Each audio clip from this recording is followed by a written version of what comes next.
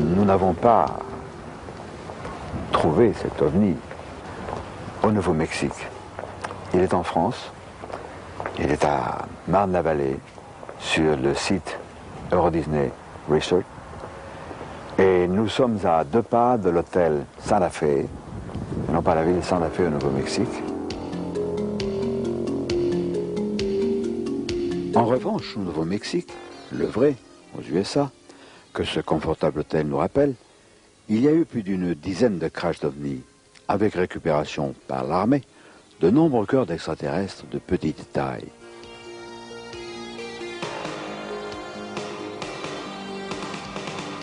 Et nous avons tenu à rendre hommage à l'éclectisme, à l'honnêteté intellectuelle des concepteurs de ce parc Euro Disney Resort, qui n'ont pas hésité, par souci de réalisme, à nous montrer cette chose-là étonnante, ce vaisseau qui s'est écrasé sur une terre étrangère, la nôtre, celle des terriens, et où des êtres sont morts, des êtres qui n'étaient pas des shirt grease, des petits gris, puisqu'ils avaient peur des soldats qui ont encerclé le site et qui ont emporté avec eux les témoins. Donc, c'était certainement des extraterrestres de petite taille, mais amicaux.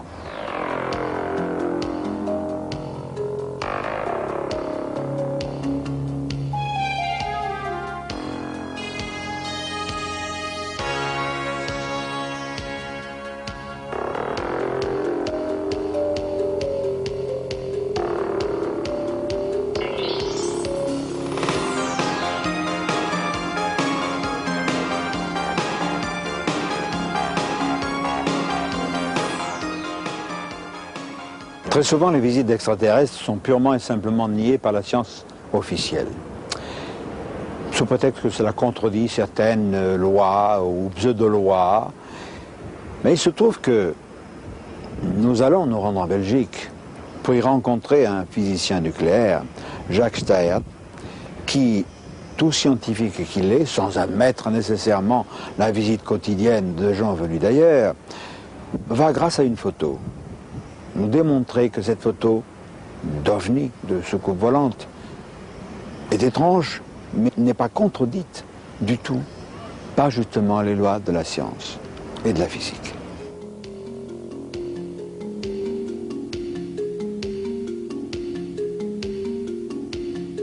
Vous avez observé certaines choses dans votre domaine qui vous ont incité à penser qu'on pouvait, dans certaines circonstances, expliquer certains documents concernant les ovnis qui coïncident avec les faisceaux particuliers.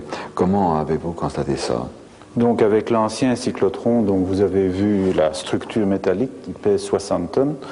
Nous avons observé en 1959, quand le faisceau sortait de cette machine, un jet de lumière d'à peu près une soixantaine de centimètres de longueur, légèrement bleuâtre, donc ce parcours-là dans l'atmosphère, et qui est assez intriguant parce que c'est un faisceau de lumière qui est coupé avec un bout légèrement arrondi.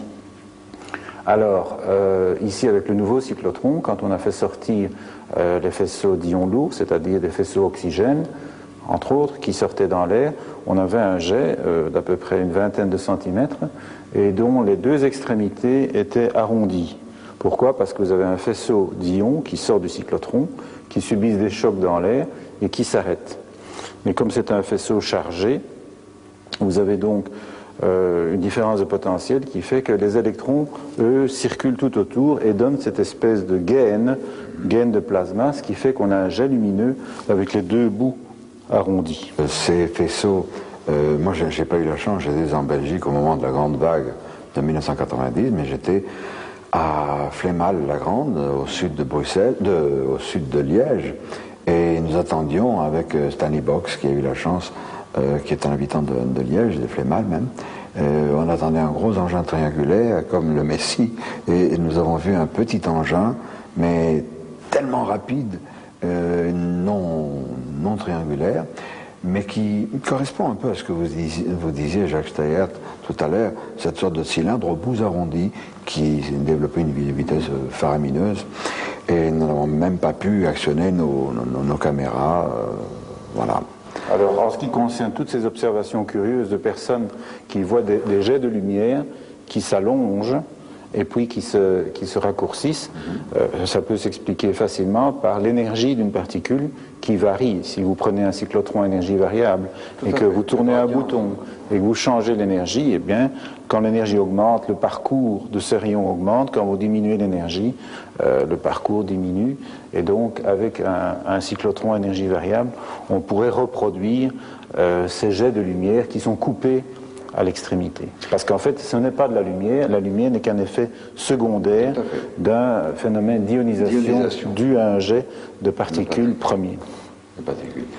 Il me semble avoir lu, il y a pas longtemps, 20-30 ans, sous la signature d'un hyper-rationaliste, que ce n'était pas possible que la lumière se propageait comme ça et puis qu'elle ne pouvait pas être cohérente.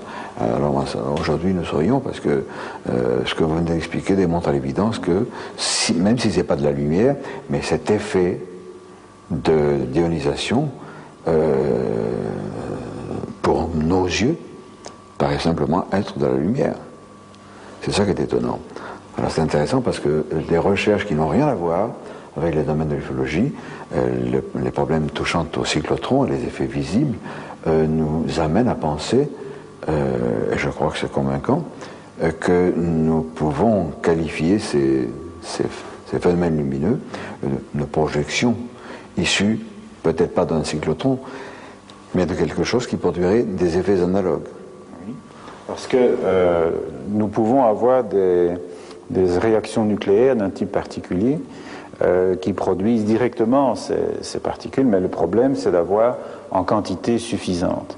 Et donc il faut puiser l'énergie quelque part. Il faut extraire l'énergie, certains disent de matière, antimatière, mais je crois que la solution réside simplement dans l'azote de l'air que nous respirons. Nous n'utilisons que l'oxygène, mais l'azote qui est en l'air peut donner des réactions nucléaires assez intéressantes, moyennant les bons catalyseurs. Et on ne se rend pas compte de la quantité d'énergie qui est dans l'atmosphère. Si je prends un simple litre d'air et que je le fusionne en silicium, eh bien, on a une centaine de gigawatts. Ça fait à peu près une puissance égale à une centaine de centrales nucléaires, simplement dans un litre d'air. Le tout, c'est d'avoir le bon catalyseur. Les extraterrestres nous visitent fréquemment, mais ce n'est pas toujours pour voir les grands de ce monde. Je pense évidemment à Eisenhower, qui les a rencontrés sur une base américaine, et c'est l'objet de l'illustration de notre vidéocassette. Ils sont également les visiteurs de personnes de tous les jours. Je pense à notre ami André Malby, qui est un naturopathe, et qui lui va nous parler de certaines rencontres. Alors André, tu as vécu une aventure assez extraordinaire en Espagne en 1976, à un contact. Parle-nous-en. Oui. Ça se passait à Ojen, qui est un petit village situé à 9 km au-dessus de Marbella, juste au-dessus d'une mine de pyrite exploitée jusque dans les années 30. La chose étonnante, c'est que, en dehors de tout ce que nous allons pouvoir raconter, il y a eu, pendant que j'étais là-bas, une apparition, je ne sais pas comment l'appeler, enfin un soir à 8h10, il y a eu un ovni qui est resté pendant 10 minutes au-dessus du village et qui ensuite a disparu en même temps que le soleil se couchait. Quand l'ovni est parti à une vitesse extrêmement grande, il est resté sur place un nuage orange lumineux qui a continué à être lumineux même après que le jour soit tombé, donc lumineux orange sur le fond de la nuit. Et il a peut-être duré presque une demi-heure pour fondre, pour se diluer, grosso modo. Moi, j'étais là et j'ai été sur la place du village et j'ai été parler avec les gens. Concrètement, j'ai été parler avec des gens qui étaient à un bar qui s'appelait le Bar de las Viudas. Et j'ai dit, mais enfin, qu'est-ce que c'est? Et ils m'ont dit, no se preocupe, ne vous préoccupez pas, es normal, es buena gente, c'est normal, ce sont des bonnes gens. Antes se veía muchísimo más, avant on en voyait beaucoup plus, et antes de la guerra venían siempre. Avant de la guerre, donc 1936, il en venait beaucoup plus. Je dis, mais enfin, qu'est-ce qu'ils font? Ils disent rien, c'est des touristes, mais ils ne boivent pas. Je ne sais pas si tu te rends compte de l'implication. Il s'agit là d'hommes, il y en a quelques-uns qui vivent encore maintenant, qui avaient 75, 76, 78, 80 ans. Et pour lesquels cette apparition, cette présence extérieure n'était pas plus extraordinaire que le fait qu'il y ait des voitures immatriculées en Allemagne. Il faut bien se rendre compte. La visite dont nous sommes en train de parler a eu lieu alors que je venais d'installer mon laboratoire dans ce petit village, Oren. Et bon, tous les jours je travaillais au labo, et quand arrivait 8, 9, 10 heures du soir, j'arrêtais, je refoutais mes notes en ordre, et je repartais vers ma maison. Et puis un soir, je remets mes notes en ordre, etc., et je finis de plier mes trucs, et je vais pour rentrer à la maison, mais quand je sors de la baraque, le village est éteint, il n'y a personne dans les rues, tout le monde dort, c'est très étrange. Enfin bon, je me dis, peut-être qu'il y a quelque chose de spécial, je reviens à la maison, j'arrive à la maison, ma femme dort, donc il n'y a pas de bouffe, tout est éteint, je rentre dans la chambre, et là vraiment c'est trop, alors je la réveille, je demande, et il se trouve que moi j'étais sorti, pour moi, de mon laboratoire à 10 heures du soir, mais quand je suis arrivé à la maison, il était 5 heures du matin. Entre le laboratoire et la maison, il y a 100 mètres. Bon, ça commence à me préoccuper. Je me suis dit, j'ai trop travaillé, je me suis évanoui, enfin bon, le genre d'explication qu'on a d'habitude. Là-dessus passe 1 mois et demi, on arrive donc au début du mois de novembre, et un soir, de nouveau, quand je pense avoir fini de ranger mes papiers, au moment où je pars, tout est éteint. Je dis là, maintenant c'est trop. Et ça commence à m'énerver. Et je me dis, je ne sais pas pourquoi, il y a quelqu'un qui me fait quelque chose. Alors je prépare un truc avec des trucs tout cons, je suis pêcheur, je fous des fils de pêche, tu vois, tendus, des fils de 8 dixièmes, donc les 8 centièmes, ce qu'on emploie pour pêcher les toutes petites ablettes, je tombe dans l'escalier, enfin bon. Et j'attends. Et effectivement, 1 semaine plus tard, j'ai le même truc, mais avant de partir de mon labo, je regarde, et tous les fils entre la porte d'entrée et le laboratoire, il y avait 2 étages, étaient cassés. Et en plus de ça, il y avait 3 boîtes dans lesquelles je gardais des plantes très concrètes qui avaient été vidées à moitié. Et à partir de l'expérience de ce qui se passe ce jour-là, je commence à être un petit peu alerté. En même temps, je change à l'époque d'endroit où je travaille. C'est-à-dire que j'ai un laboratoire qui se trouve juste en face de la caserne de la Guardia Civile d'Oren, qui me connaissent fort bien parce que mes distillations ont explosé plusieurs fois, il y a eu des trucs scandaleux, et je récupère une énorme baraque qu'on appelle la Casa de las Plantas, la maison des plantes, à Oren. Et là recommencent les histoires, c'est-à-dire que tout d'un coup je perds 5 heures, 6 heures, 7 heures, 8 heures, ça devient vraiment chiant au bout du compte. Et il y a un beau jour où tout d'un coup, je pose des questions aux gens qui sont autour, les gens qui vivent dans la même calle et dans la même rue. Et il y a une des grand-mères qui me dit, ah ouais, mais vous avez vu los motoristas, les motards qui sont venus vous voir? Je dis non. Et là, on commence à me décrire, parce que moi je ne me suis souvenu que très longtemps après. Les premières données que j'ai eues, ça a été, à l'époque, les gens qui vivaient à côté, qui m'ont raconté comment un couple habillé de noir, donc pour eux des motards, était rentré dans ma consultation à 10 heures du soir, était resté là pendant 3 quarts d'heure, 1 heure, et était reparti, mais tout à fait normalement. Alors, c'est un couple, lui est brun, elle est blonde, ils sont grands, jeunes, rien de plus. Et cette description se répète 3 fois, bien plus tard, parce que vraiment c'est arrivé à un point dramatique pour moi, ça me faisait vraiment chier, à la suite de tout un tas d'efforts, je suis arrivé à retrouver une image. Moi je ne me rappelle pratiquement de rien. Les seules choses que je sais, on m'a pris des plantes qui servent à régler des problèmes d'allergie, des problèmes d'asthme et des problèmes d'adaptation pharmacologique.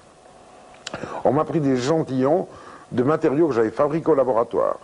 Et le seul truc certain, je me rappelle très concrètement 2 images, une d'une des rencontres et l'autre de l'autre, où j'ai ce couple devant, et je n'arrive pas à leur regarder les visages, je ne peux pas lever la tête, je ne peux pas les regarder en face.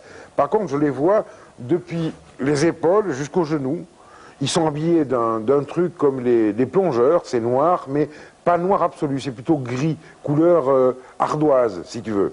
Alors ce qui me choque, et je pense à cause de ça, j'ai réussi à m'en rappeler, ce qui est choquant, c'est que je ne vois pas de plis.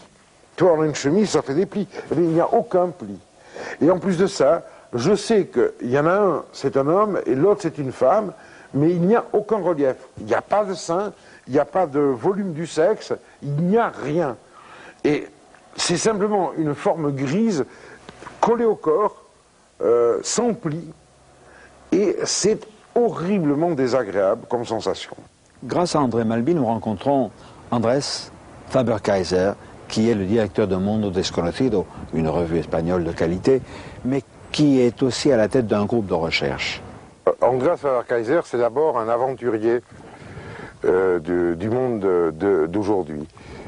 C'est l'homme qui a découvert la tombe de Jésus-Christ au Cachemire. C'est l'homme qui est allé à l'île de Ponap pour faire des recherches sur la vieille cité de Nan Madol, qui s'est approché sur l'histoire incroyable de ces êtres qui ont réussi à bouger des millions de tonnes de basalte sur des centaines de kilomètres. Il dit qu'il parle mal français, mais il le parle. Oui. Andreas, qu'est-ce qui va se passer maintenant? Qu'est-ce que je veux faire maintenant? Bon, je suis en train de relancer la revue Mundo Desconocido en l'ambit de langue espagnole. Et ça, c'est une des métiers pour le futur prochain. Et aussi, je veux continuer à chercher les lieux, les endroits qu'il y a à la Terre qui font témoignage que nous sommes en contact avec des êtres qui sont pas de ce planète, mais qui sont intelligents et qu'ils interviennent, on dit comme ça, oui, à l'histoire de l'homme pendant toute notre histoire. Andreas Faber-Kaiser est un homme qui a accumulé une quantité de données absolument incroyable dans ce domaine. Le public français ne sait rien de lui et je pense qu'il est temps qu'on commence à le découvrir. Les visites d'extraterrestres dans l'histoire humaine sont extrêmement nombreuses et connues. Les mythologies, par exemple, recèlent quantité de visites venues d'ailleurs, d'événements étranges. Toutes avaient, ou souvent, elles avaient un caractère didactique pour aider les terriens à progresser. À notre époque moderne, nous avons une histoire extrêmement curieuse. C'est l'affaire Humo, qui est associée à une avalanche de lettres hautement techniques reçues par un certain nombre de personnalités humaines. Et nous allons explorer cet univers étrange d'Humo ou de Humo et des Humites à travers l'un de ses plus grands spécialistes, Antonio Ribera, en Espagne. En 1934, il y avait un bateau norvégien qui faisait des tests de rayonnement d'ondes dans la stratosphère pour des communications à longue distance. Un train de ces sondes s'est perdu dans l'espace et 14 ans après est arrivé à Humo. Alors les scientifiques humides ont vu que ça n'appartenait pas au bruit des fonds de la galaxie, que c'était un signal codifié, intelligent. Ils ont essayé de la décodifier, c'était une transmission en Morse, ils n'ont pas réussi, mais ils ont localisé la planète, notre planète, d'où venait. Alors ils ont organisé sa première Inayuyisa, ça veut dire expédition, parce que les terres humides sont parsemées des mots humides, avec la traduction entre parenthèses à côté. Ça a permis à un chercheur sévillan, Antonio Moya Cerpa, de faire un essai de dictionnaire espagnol-français humide, qui est publié dans mon livre.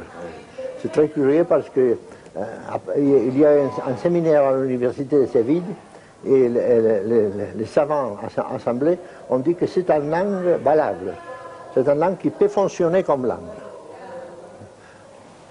Et c'est alors que les humides ont organisé sa première expédition sur Terre. Ils sont arrivés au mois de mars près de la Javie et ils sont restés étonnés de trouver une autre humanité. semblable à la sienne. Ils sont des hommes, ils sont grands blonds, type nordique.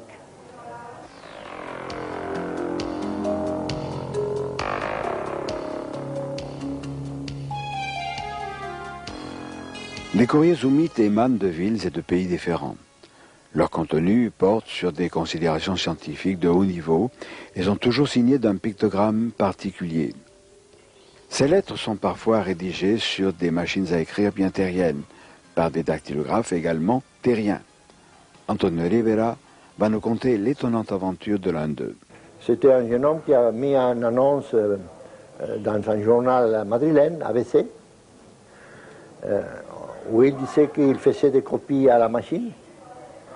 Alors il a reçu un jour la visite de deux messieurs, des grands blonds, qui se sont présentés comme des médecins danois.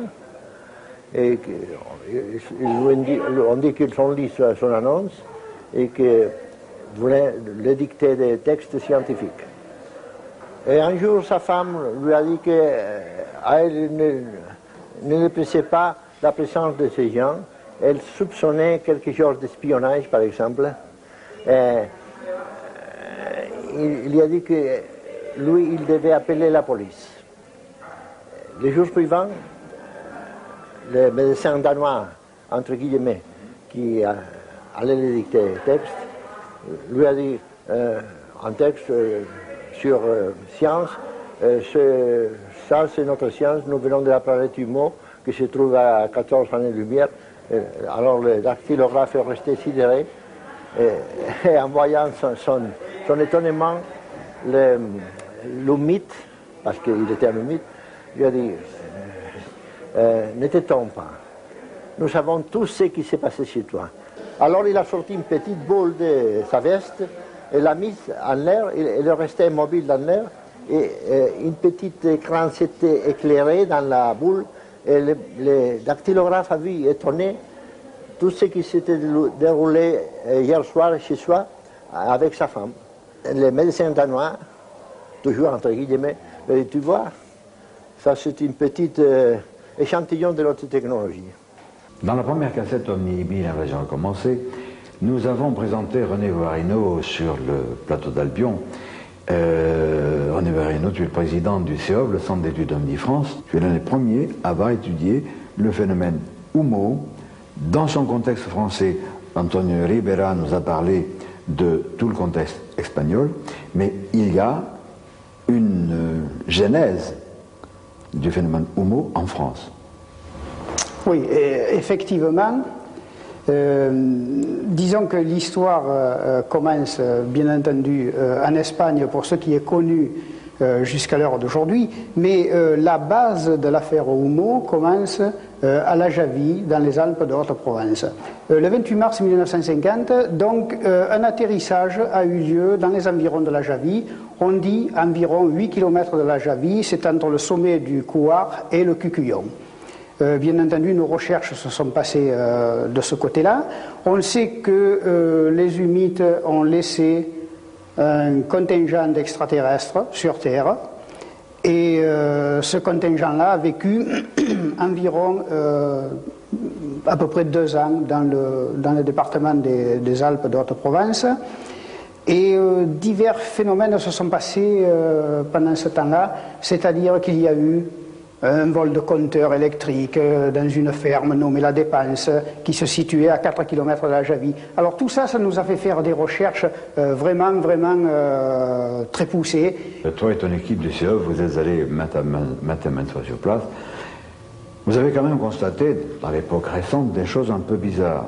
D'abord, nous avons contacté la gendarmerie des Alpes de Haute-Provence, bien entendu à Digne, à une époque, et je ne citerai pas de nom pour ne pas mettre des personnes qui sont encore en service là-dedans, un capitaine de gendarmerie qui m'a dit, mais monsieur Guarino, il y a eu, dans les années 75, avec monsieur Claude Poher, qui était le chef des sections fusées au CNES à ce moment-là, une reconnaissance dans le Cheval Blanc, dans les montagnes du Cheval Blanc, pour rechercher la grotte que les extraterrestres, que les humites auraient laissée avec du matériel humide.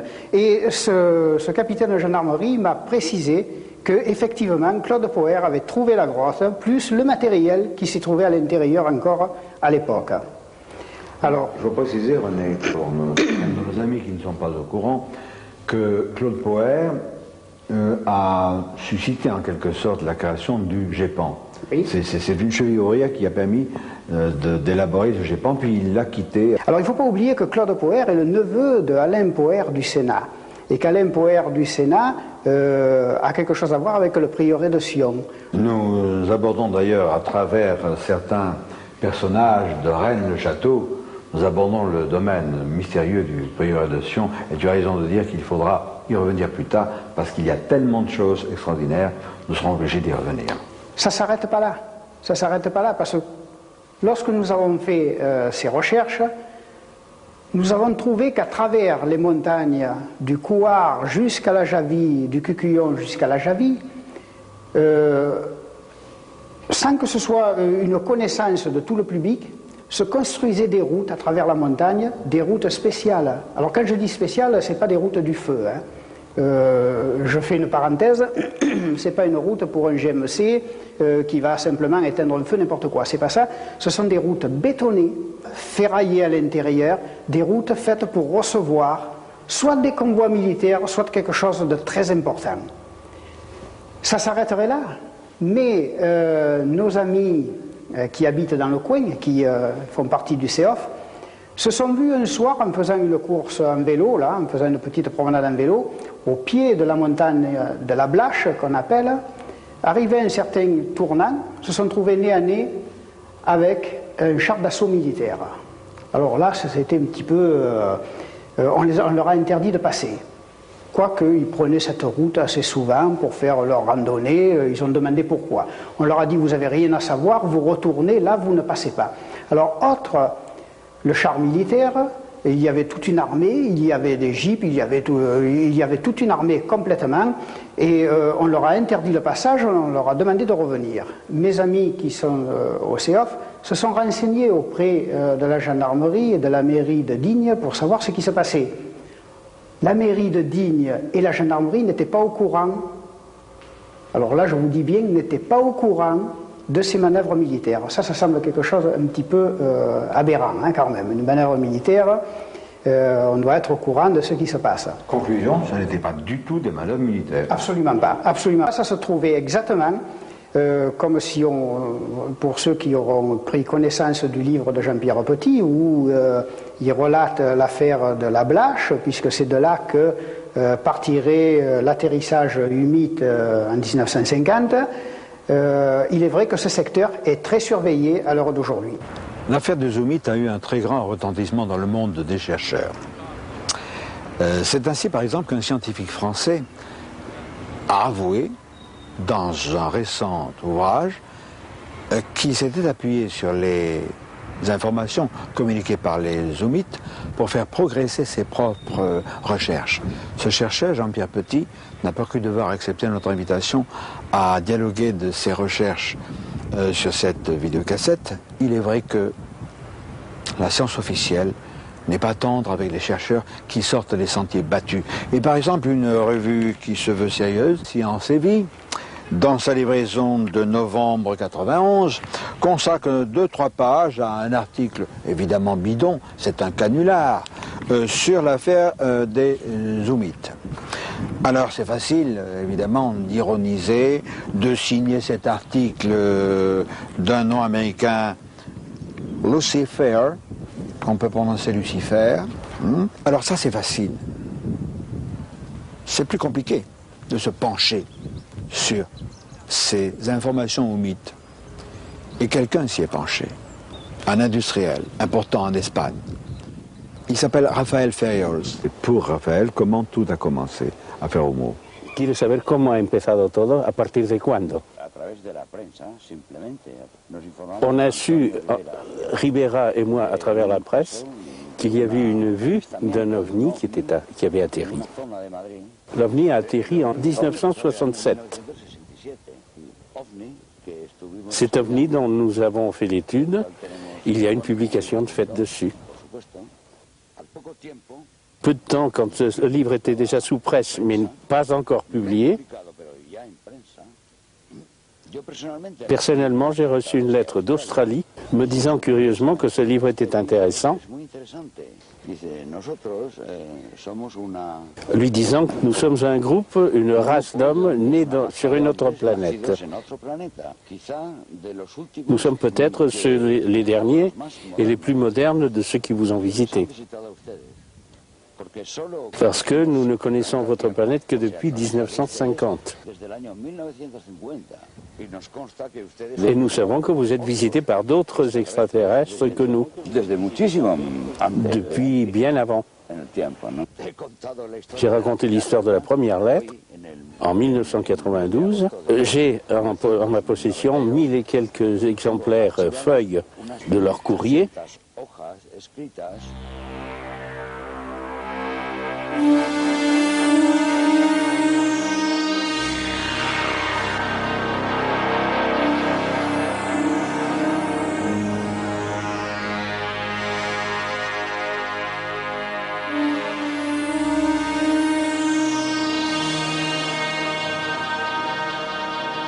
Les correspondances zoomites ne consistent pas seulement en des textes. Ce sont aussi des schémas dans lesquels ils décrivent leur planète, leurs vaisseaux, ou d'autres principes de leur science, toujours en avance sur la nôtre. Examinez ces dessins. Ils relèvent d'un savoir venu d'ailleurs.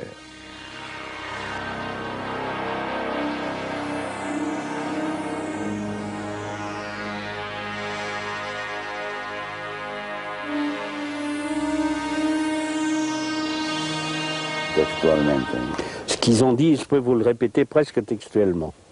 Dicen, ellos no han venido a este planeta a salvar el planeta, Ils ne sont pas venus sauver la planète ni modificar et modifier quoi que ce soit. nuestro estilo de evolución y civilización. Ce serait une destruction plutôt. Sería una destrucción. Ils sont en train de nous accorder une aide subrepticement et d'une façon qui serait compliquée d'expliquer maintenant. Ils disent qu'ils vont repartir et que tout restera tel que.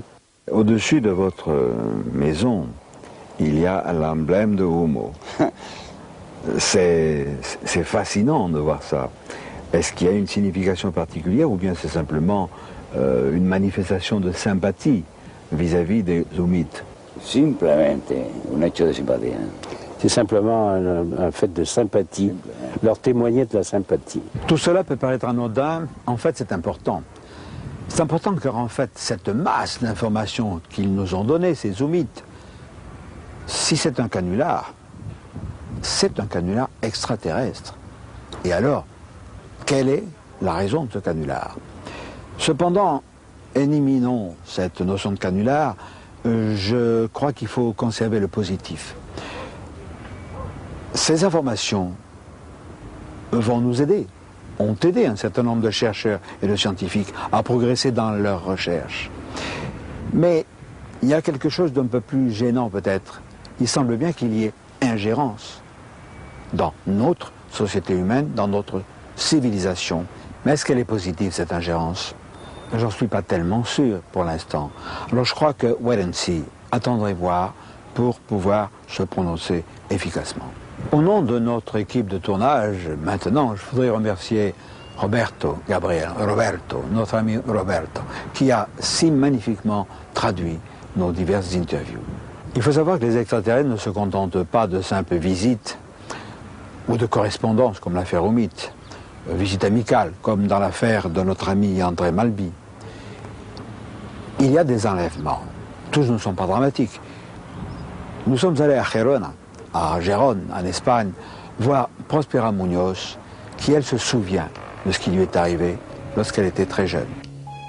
Grâce à notre ami Antonio Rivera, nous avons rencontré Prospera Munoz, qui est une dame, qui est un chef de service dans les télécommunications, et qui a vécu une fantastique aventure lorsqu'elle était enfant.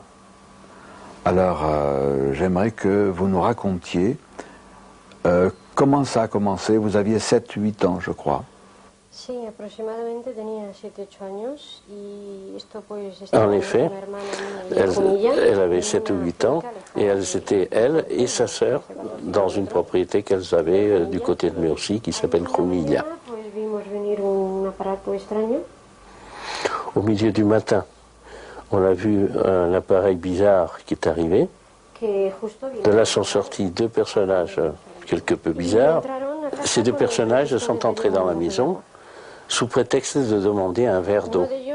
Un d'eux s'est approché le verre des lèvres, mais il n'a pas bu. C'est là qu'elle s'est aperçue que leur main n'avait que 4 doigts.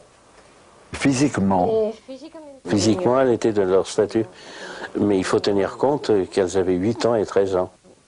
La tête, surtout le crâne, était beaucoup plus grand que d'habitude. Les yeux en amande et avec un regard très inquiétant, un regard très fixe. qu'est-ce qui s'est passé après?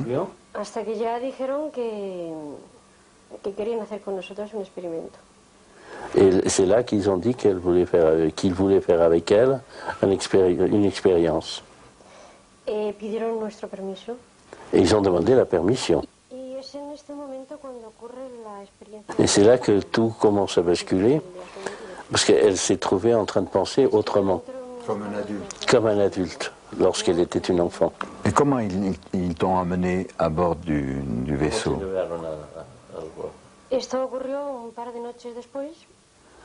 C'est arrivé 2 nuits après. Ah, 2 nuits après. Elle s'est réveillée, tout à coup, elle s'est retrouvée dans la rue en train de les attendre. Elle est sortie avec eux, sa sœur et son oncle ne se sont pas réveillés. C'est là qu'on est parti vers un champ. Et là, il y avait un autre appareil, mais plus grand que le premier.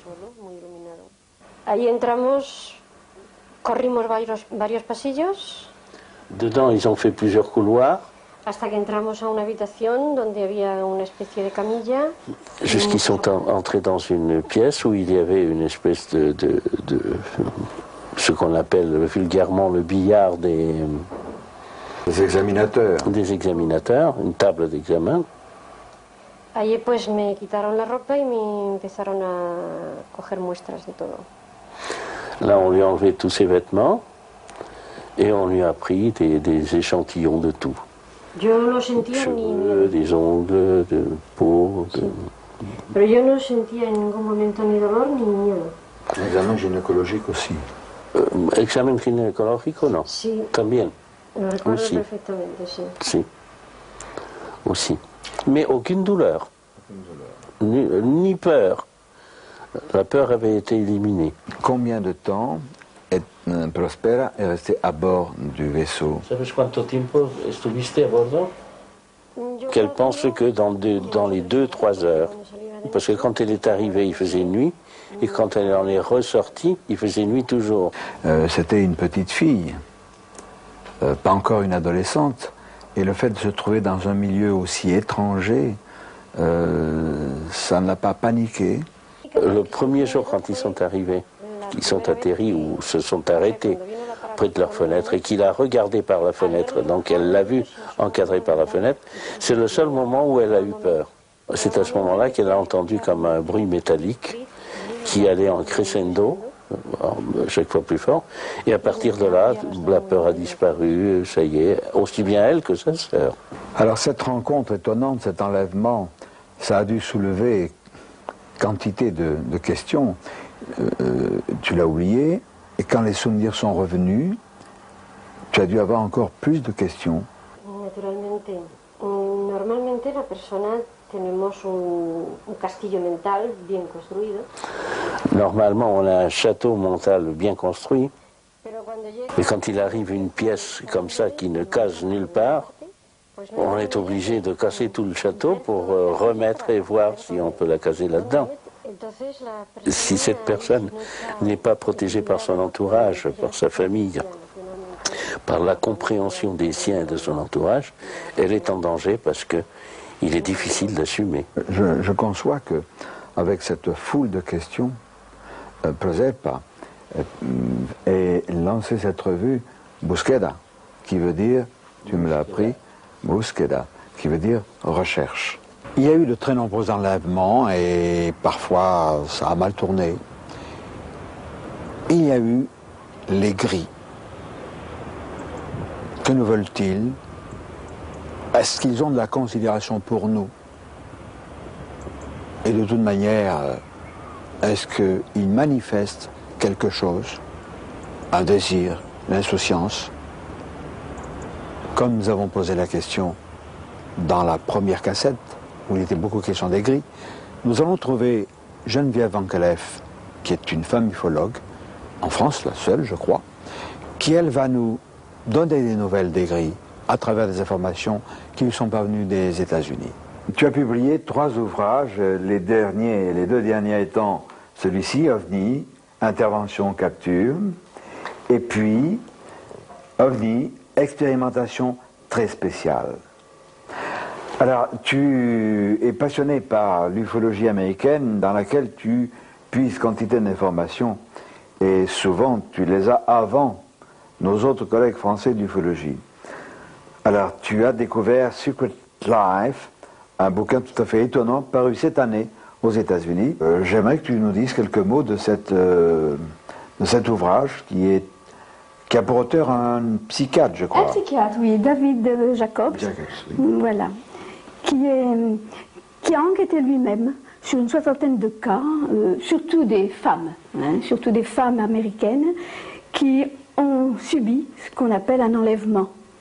Alors évidemment, ce livre est très intéressant parce qu'il me semble que pour la première fois, il a découvert et il a rassemblé toutes les caractéristiques vraiment essentielles de ces enlèvements. D'ailleurs, il dit que partout, il les a retrouvés. En général, dans son livre d'ailleurs, au début, ses premiers chapitres, ce sont les choses qu'on retrouve dans tous les cas. Ensuite, d'autres choses qu'on retrouve moins facilement, mais enfin qu'on retrouve quand même dans certains cas. Et moi, ce qui m'a frappé, bon, bien sûr, je connaissais les enlèvements, je connaissais les livres de Bud Hopkins, je connaissais pas mal de livres, et on sait déjà que s'y retrouvent, bon, les implants, les observations, les prises de, comme tu sais, les prises d'ovules, les prises de sperme, enfin, et même les présentations d'hybrides, de soi-disant hybrides, dont on ne sait pas trop. Là, excuse-moi, il faut quand même expliquer à nos amis qui vont nous regarder qu'avant la présentation, il y a la fécondation artificielle, l'insémination artificielle. Quand la jeune femme fécondée par les short greys, en général les petits gris, ce souvenir traumatique est effacé, ces jeunes femmes sont remises en circulation et dans les 3 mois qui suivent, on les enlève de nouveau, on prélève le fœtus, on efface le souvenir, on les remet en circulation et des mois ou des années plus tard, elles sont de nouveau enlevées et à ce moment-là, les petits gris leur présentent leur enfant hybride. Voilà. Même quelquefois bien avant plusieurs années, c'est quelquefois presque tout de suite. Et il semble d'ailleurs, lui il en parle assez bien, déjà on en avait parlé, mais lui en parle assez bien qu'ils aient des problèmes avec ces fameux hybrides. Et alors, il semble qu'ils aient besoin du contact de la mère. Et il s'est avéré que les petits gris mettent quelquefois d'office ces bébés, des tout petits bébés, quelquefois tout petits, dans les bras de ces femmes qui quelquefois le refusent. Mais enfin, les obligent à toucher les enfants. Et il s'est aperçu que ce n'était pas seulement, par exemple, les materner, mais c'était les toucher. Il suffisait d'un toucher. Et ces femmes ont remarqué que lorsque les bébés avaient été touchés, il y avait un regain de vitalité chez eux. Sûrement. Oui. Alors, on voit que c'est analysé très finement, et ça va assez loin. Alors, il a aussi remarqué beaucoup de choses, en particulier ce qu'on retrouve chaque fois dans tous les cas, c'est qu'à un certain moment, vient un être qui semble être le chef, qui est un peu plus grand que les autres, qui a le même type, mais qui est plus grand, et tu sais qu'en général, c'est le seul qui a des contacts télépathiques avec les enlevés. Et cet être, lui, travaille dans un autre sens, c'est-à-dire qu'à un certain moment, il regarde le kidnappé dans les yeux, très profondément dans les yeux, et l'autre a l'impression qu'on lui vole ses pensées, qu'on lui extirpe ses pensées. Alors, et même, et lui, bien entendu, il lui suggère, il lui impose des pensées que l'enlevé, quelquefois accepte, mais quelquefois refuse. Et quelquefois, il arrive très bien à faire la différence. Ils ne sont pas toujours très... Après tout, ils n'arrivent pas toujours à ce qu'ils veulent. Et ça, c'est très bien expliqué dans ce livre, et il n'y a pas qu'un cas, malheureusement, il y en a beaucoup. Si bien que ce psychiatre est persuadé que ce ne sont pas des histoires, puisque ça arrive si fréquemment, c'est quelque chose qui se retrouve partout. Et ce sont des enlevés qui n'ont pas de contact entre eux, qui ne se connaissent pas, qui n'ont quelquefois qu'un seul contact qu'avec lui. Alors moi, il me semble que ces choses-là, ça doit être assez juste. Hein. Sachons tout de même qu'il n'y a pas que des êtres inamicaux.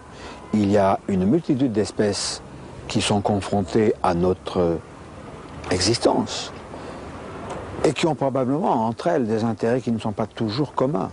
Il faut savoir aussi que dans la littérature oumite, dans les lettres, il est question des gris. Nous savons maintenant, nous les humains, qu'il y a des êtres de petite taille, les gris, qui ne sont pas amicaux. Est-ce que les oumites en ont parlé? Sí. Oui. Sí. Incluso con un matiz. Dicen, no son verdosos como ustedes dicen, son grises. Avec une nuance même, en disant qu'ils ne sont pas verts comme vous avez l'habitude de dire, mais gris. Oui. Un ton grisâtre. Hein. Ce qui passe, c'est que quand ils parlent d'autres gens qui viennent d'autres planètes, ils en parlent très peu. Ils en parlent, mais succinctement.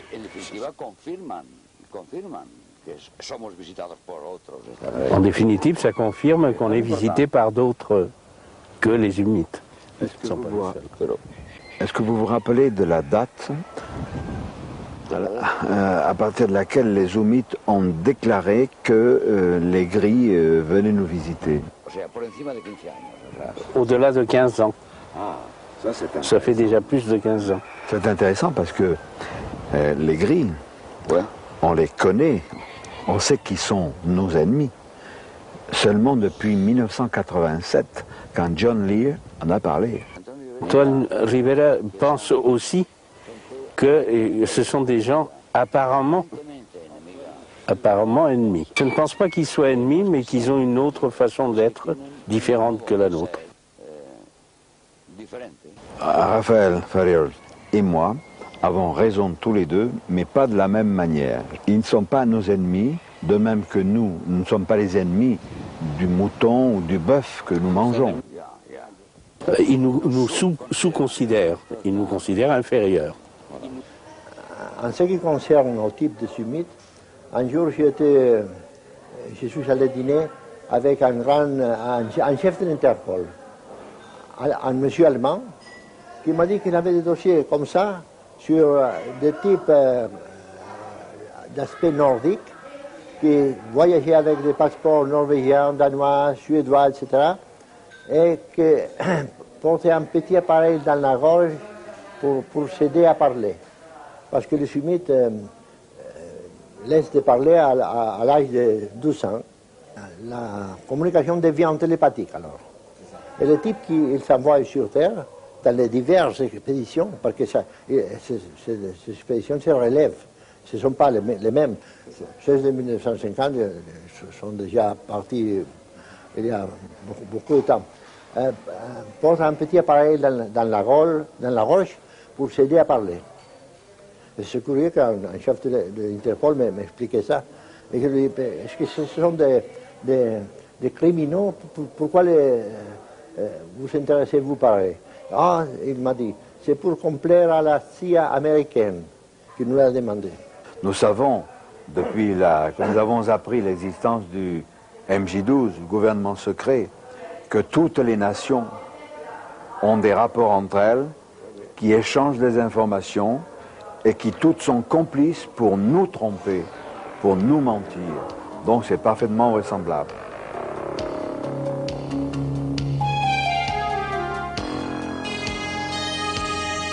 Bien sûr que la CIA est intéressée. Elle n'est pas seule, d'ailleurs, dans ce cas-là. Il y a la commission trilatérale, qui est une sorte de groupement économico-politique. Il y a le CFR, ou Council on Foreign Relations, Conseil des relations étrangères à New York, ou alors le groupe de Bilderberg, de sinistre mémoire, dont nous aurons l'occasion de reparler dans la prochaine cassette concernant les gouvernants secrets. Mais peut-être que ces groupes ce gouvernement invisible, car c'est de ça dont il s'agit, composé de terriens téléguidés par les gris, ne voit pas d'un très bon œil l'ingérence d'autres espèces pensantes qui, elles, probablement, n'ont pas les mêmes visées sur nous. Alors, tout ça nous pose une situation un peu compliquée. Parmi ces visiteurs se cachent de véritables maîtres, maîtres entre guillemets, des maîtres extraterrestres dont nous sommes les sujets. Et ça, c'est bigrement inquiétant. Nous allons, dans la seconde cassette consacrée au gouvernement secret, vous faire un certain nombre de révélations que vous ne pouvez pas soupçonner, qui vous diront à quel point notre situation est à tout le moins inquiétante. Alors pourquoi tout cela? Eh bien je crois que c'est pour vous, c'est pour nous, et c'est parce que cela intéresse toute notre civilisation.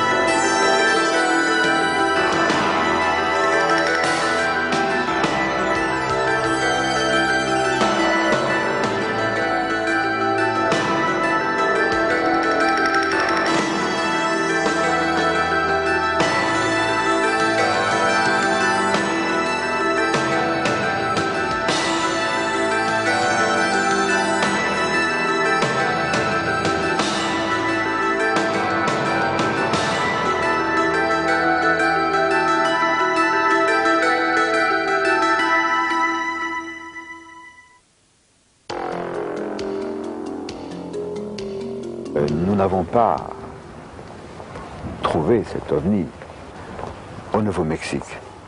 Il est en France, il est à Marne-la-Vallée, sur le site Euro Disney Resort. Et nous sommes à 2 pas de l'hôtel Santa Fe, non pas la ville Santa Fe au Nouveau-Mexique. En revanche, au Nouveau-Mexique, le vrai, aux USA, que ce confortable hôtel nous rappelle, il y a eu plus d'une dizaine de crashs d'ovnis, avec récupération par l'armée de nombreux corps d'extraterrestres de petite taille.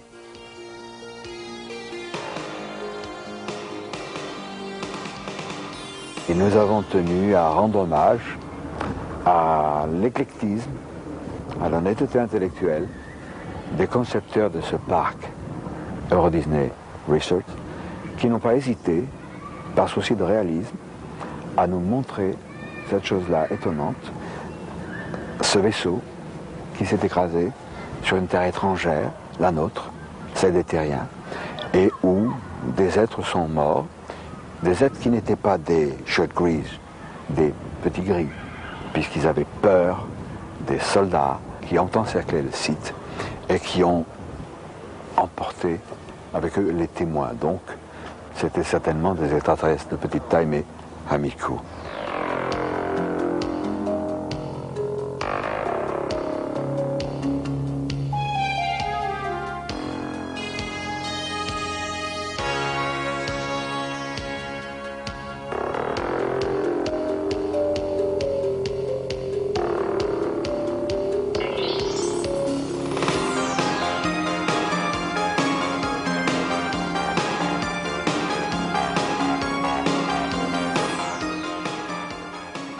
Très souvent, les visites d'extraterrestres sont purement et simplement niées par la science officielle.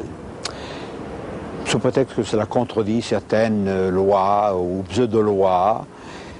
Mais il se trouve que nous allons nous rendre en Belgique pour y rencontrer un physicien nucléaire, Jacques Steyert, qui, tout scientifique qu'il est, sans admettre nécessairement la visite quotidienne de gens venus d'ailleurs, va, grâce à une photo, nous démontrer que cette photo d'OVNI, de soucoupe volante, est étrange, mais n'est pas contredite du tout par justement les lois de la science et de la physique.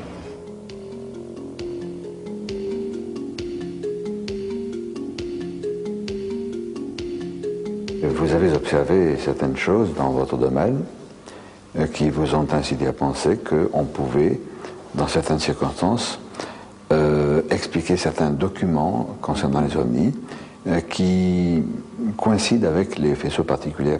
Comment avez-vous constaté ça? Donc avec l'ancien cyclotron, donc vous avez vu la structure métallique qui pèse 60 tonnes. Nous avons observé en 59, quand le faisceau sortait de cette machine, un jet de lumière d'à peu près une soixantaine de centimètres de longueur, légèrement bleuâtre, donc ce parcours-là dans l'atmosphère, et qui est assez intriguant parce que c'est un faisceau de lumière qui est coupé, avec un bout légèrement arrondi. Alors, ici avec le nouveau cyclotron, quand on a fait sortir les faisceaux d'ions lourds, c'est-à-dire des faisceaux oxygène, entre autres, qui sortaient dans l'air, on avait un jet d'à peu près une vingtaine de centimètres et dont les deux extrémités étaient arrondies. Pourquoi? Parce que vous avez un faisceau d'ions qui sort du cyclotron, qui subissent des chocs dans l'air et qui s'arrêtent. Mais comme c'est un faisceau chargé, vous avez donc une différence de potentiel qui fait que les électrons, eux, circulent tout autour et donnent cette espèce de gaine de plasma, ce qui fait qu'on a un jet lumineux avec les deux bouts arrondis. Ces faisceaux, moi j'ai pas eu la chance, j'étais en Belgique au moment de la grande vague de 1990, mais j'étais à Flémal-la-Grande, au sud de Bruxelles, au sud de Liège, et nous attendions avec Stanley Box, qui a eu la chance, qui est un habitant de Liège, de Flémal même, on attendait un gros engin triangulaire comme le Messie, et nous avons vu un petit engin, mais tellement rapide, non triangulaire, mais qui correspond un peu à ce que vous disiez, Jacques Steyert, tout à l'heure, cette sorte de cylindre aux bouts arrondis qui développait une vitesse faramineuse, et nous n'avons même pas pu actionner nos caméras, voilà.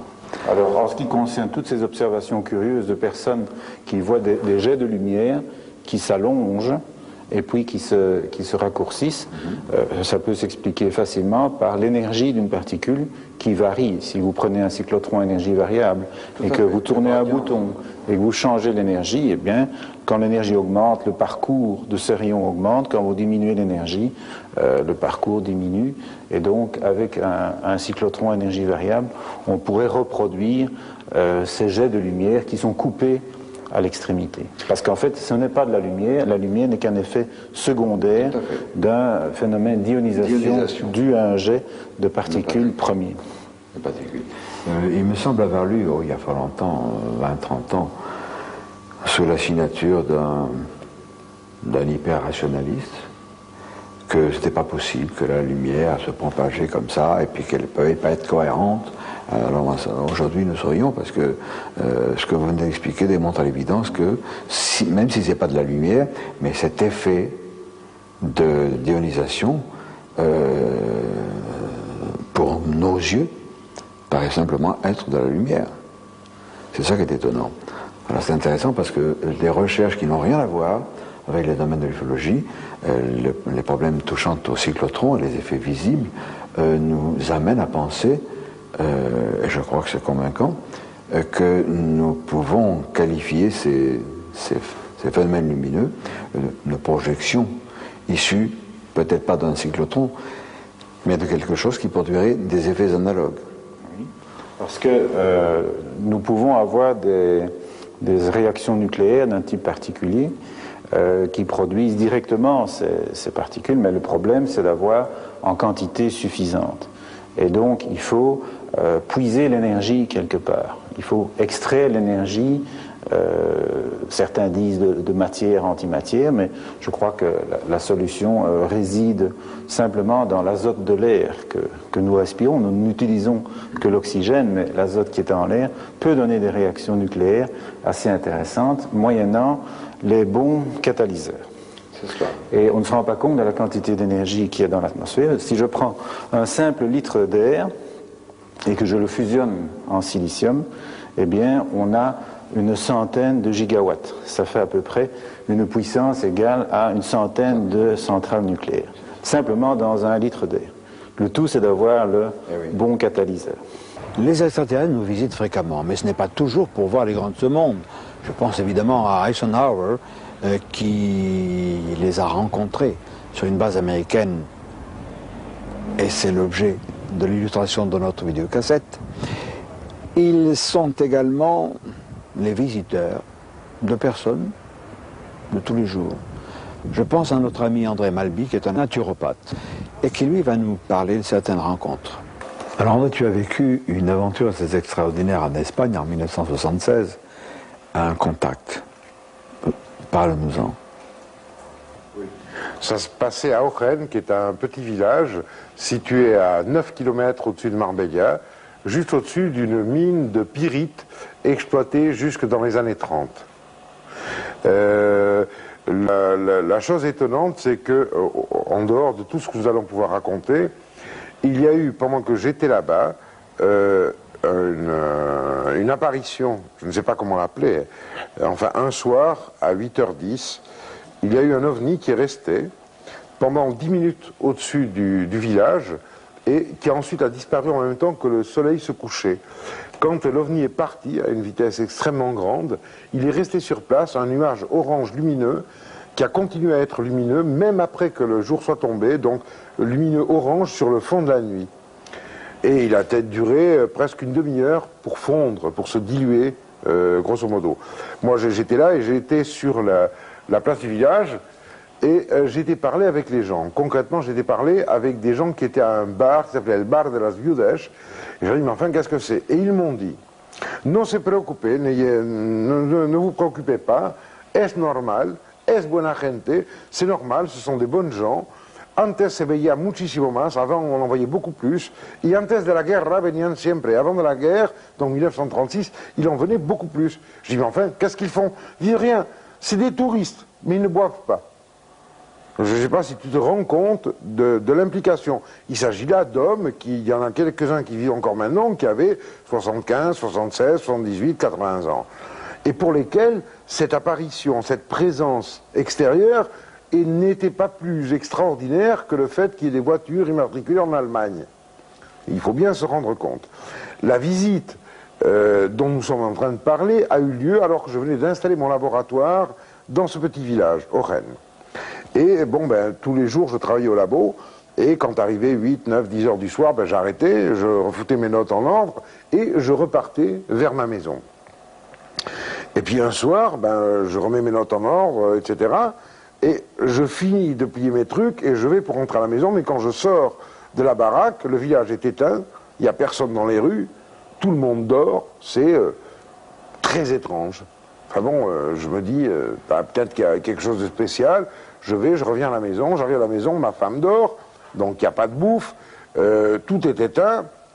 Je rentre dans la chambre, et là vraiment c'est trop, alors je la réveille, je demande, et il se trouve que moi j'étais sorti, pour moi, de mon laboratoire à 10 heures du soir, mais quand je suis arrivé à la maison, il était 5 heures du matin.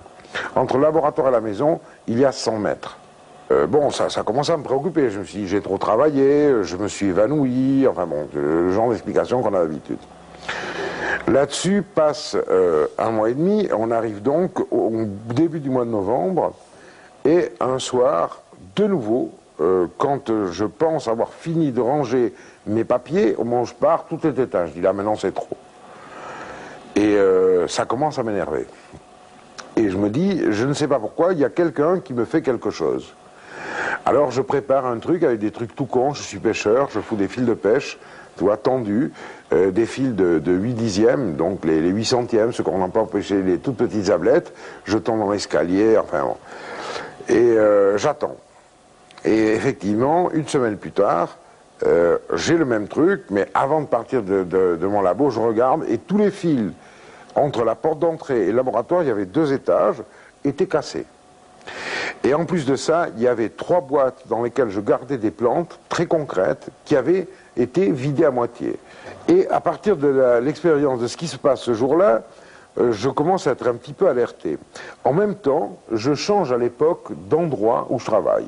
C'est-à-dire que j'ai un laboratoire qui se trouve juste en face de la caserne de la Guardia Civile d'Ogen, qui me connaissent fort bien parce que mes distillations ont explosé plusieurs fois, il y a eu des trucs scandaleux, et je récupère un énorme baraque qu'on appelle la Casa de las Plantas, la maison des plantes, à Ogen. Et là recommencent les histoires, c'est-à-dire que tout d'un coup je perds 5 heures, 6 heures, 7 heures, 8 heures, ça devient vraiment chiant au bout du compte. Et il y a un beau jour où tout d'un coup, je pose des questions aux gens qui sont autour, les gens qui vivent dans la même calle et dans la même rue. Et il y a une des grands-mères qui me dit « Ah ouais, mais vous avez vu los motoristas, les motards qui sont venus vous voir ?» Je dis « Non ». Et là, on commence à me décrire, parce que moi, je ne me suis souvenu que très longtemps après. Les premières données que j'ai eues, ça a été, à l'époque, les gens qui vivaient à côté, qui m'ont raconté comment un couple habillé de noir, donc pour eux des motards, était rentré dans ma consultation à 10 h du soir, était resté là pendant 3/4 d'heure, 1 heure, et était reparti, mais tout à fait normalement. Alors, c'est un couple, lui est brun, elle est blonde, ils sont grands, jeunes, rien de plus. Et cette description se répète 3 fois, bien plus tard, parce que vraiment c'est arrivé à un point dramatique pour moi, ça me faisait vraiment chier, à la suite de tout un tas d'efforts, je suis arrivé à retrouver une image. Moi je ne me rappelle pratiquement de rien. Les seules choses que je sais, on m'a pris des plantes qui servent à régler des problèmes d'allergie, des problèmes d'asthme et des problèmes d'adaptation pharmacologique. On m'a pris des échantillons de matériaux que j'avais fabriqués au laboratoire. Et le seul truc certain, je me rappelle très concrètement 2 images, une d'une des rencontres et l'autre de l'autre, où j'ai ce couple devant, et je n'arrive pas à leur regarder les visages, je ne peux pas lever la tête, je ne peux pas les regarder en face. Par contre, je les vois depuis les épaules jusqu'aux genoux. Ils sont habillés d'un truc comme les plongeurs, c'est noir, mais pas noir absolu, c'est plutôt gris, couleur ardoise, si tu veux. Alors ce qui me choque, et je pense à cause de ça, j'ai réussi à m'en rappeler, ce qui est choquant, c'est que je ne vois pas de plis. Tu vois, on a une chemise, ça fait des plis. Mais il n'y a aucun pli.